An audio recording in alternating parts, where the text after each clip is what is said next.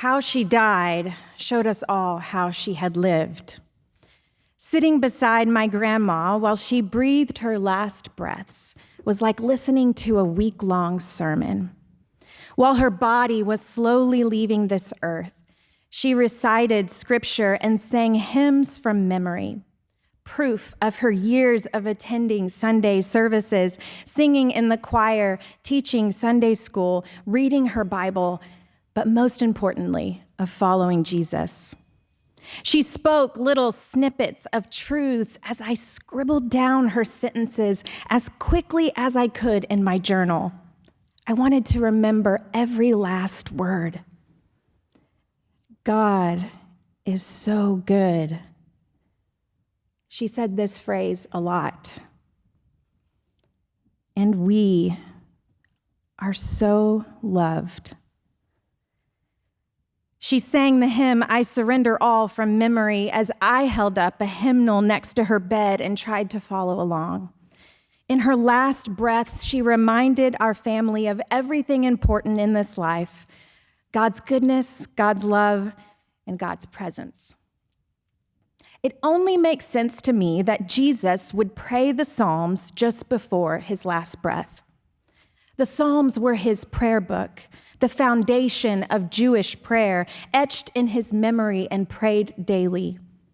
Luke scribbled down Jesus' last words in his memory like I did in my journal. A prayer from Psalm 31:5. Into thy hand I commit my spirit. Luke is the only one to record the last words Jesus ever spoke were a prayer. 2 months ago, we prayed with my mother-in-law. She was facing 2 major surgeries with an unpredictable chance of survival. My husband, Aaron, called her just before they took her back to surgery, putting her on speakerphone so we could both hear. And at the end of the call, she quietly assured herself, I know I'm in God's hands now. Aaron and I looked at each other. We knew what one another was thinking. It felt like such a Christian thing to say in the moment, like something you would say when you've given up or you have nothing else to say. Later, as I reflected on her vulnerable situation, it became apparent to me she was not expressing some Christian platitude she had once read on a greeting card, but experiencing a thin space. Life and death moments are thin spaces, vulnerable spaces where we can feel 2 realities, both helplessly human and held in God's hands. God's hands are referenced over 100 times in Scripture. God's hands are a symbolic representation of God's guidance, protection, power, blessing, healing, care, and most of all, God's active and personal presence with us. Passages in Isaiah mention God's creative and artistic hand, laying the foundation of the earth and spreading out the heavens. There's also metaphors in the Old Testament of God holding someone's hand in God's own, helping to uphold God's people in unsteady times. In this last saying of Jesus from the cross, author Fleming Rutledge says, Luke is teaching us how to die and how to live. Another author described the moment of Jesus on the cross as the messy middle. Yet again, another author, Frederick Buechner, he talks of stomach doubt when he thinks of Jesus' experience on the cross. He says there's 2 kinds of doubt of the head and doubt of the stomach. Jesus experienced stomach doubt when he cried out, my God, why hast thou forsaken me? Jesus looked in this moment into the abyss itself and found there a darkness that spiritually, viscerally, totally engulfed him. Buechner says there are only a few rare moments when we feel in our stomachs what it must be like to be engulfed by light. I wonder if this final prayer recorded in Luke's gospel was one of those engulfed by light moments for Jesus. Father, into thy hands I commit my spirit. The Christian life is lived in between these two realities. In between, my God, why hast thou forsaken me? And, Father, into thy hands I commit my spirit.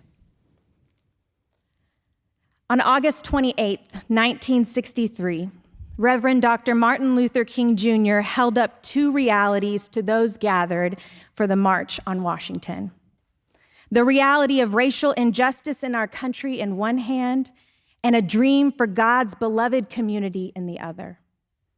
On the one hand, he pointed out the hurt and harm done by human hands, and in the other hand, he held up God's dream for justice to be a reality for all of God's children.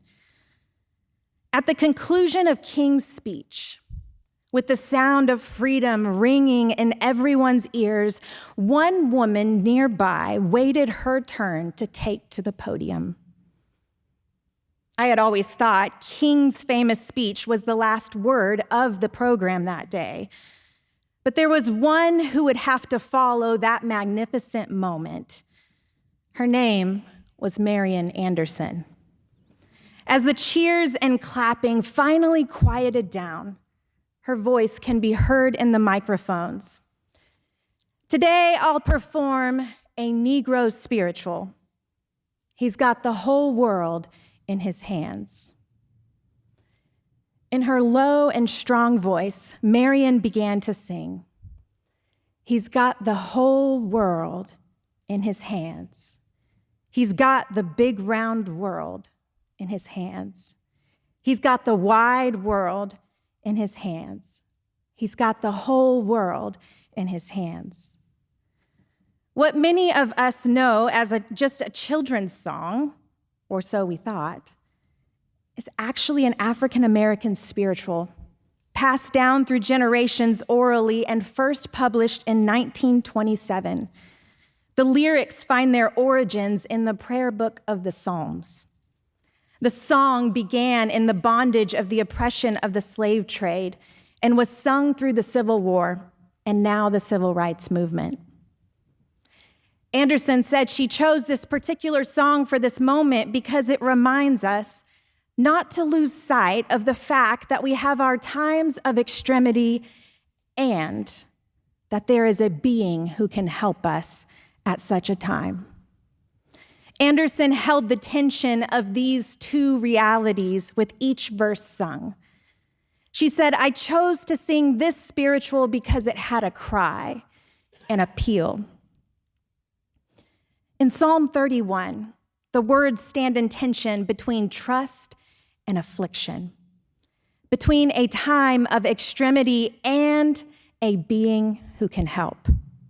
The psalmist appeals to God to rescue him quickly, to deliver, to save, to not let him be put to shame. And in the next breath, boldly compares God to a rock, a fortress, a refuge, and ultimately describes God as a trustworthy and faithful hand in which the psalmist can commit his spirit. By placing his life in God's hands, Jesus was not giving up. Perhaps a better way to think of it is Jesus was giving in. Like the way the lost son slumped into his father's arms in Rembrandt's famous painting of the prodigal son. Like my grandma Lois, Jesus was still teaching us up until his last breath. He taught us how to die, and he taught us how to live. He showed us once again how to pray, trusting his life into the steady hands of God the Father, into the tender grip of God the Mother. It was now about the 6th hour, and there was darkness over the whole land until the 9th hour, while the sun's light failed and the curtain of the temple was torn in two. Then Jesus, crying with a loud voice, said, "Father, into thy hands I commit my spirit." And having said this, he breathed his last. So there Jesus hung in the messy middle, in the tension of two realities, affliction and trust, arms outstretched as if to hold it all, to hold us all, the whole wide world in God's hands.